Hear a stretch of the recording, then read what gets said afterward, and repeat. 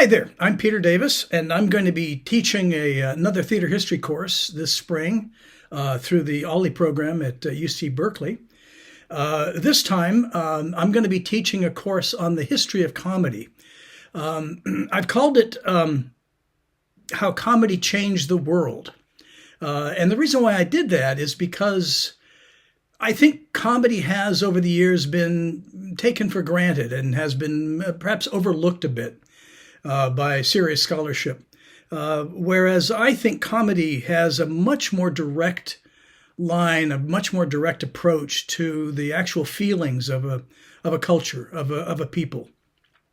And so what I want to do in this class is explore the history of comedy on stage from the ancient Greeks, where comedy was really essentially invented, through to the Romans, where they had to adapt it severely in order to pass, essentially what amounted to state censorship.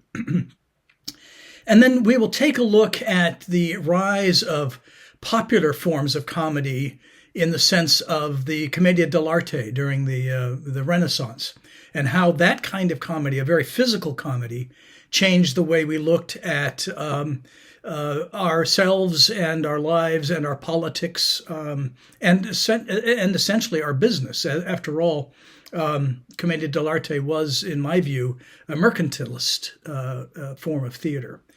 We'll also take a look at the works of Molière and how important he was in the 17th century in creating a whole new way of looking at society, and developing the whole concept of the theater of wit, which then the English pick up magnificently in the 17th, 18th, and into the 19th centuries, and becomes a form of comedy or a form of theater that the British are perhaps best known for, which I think is really quite remarkable.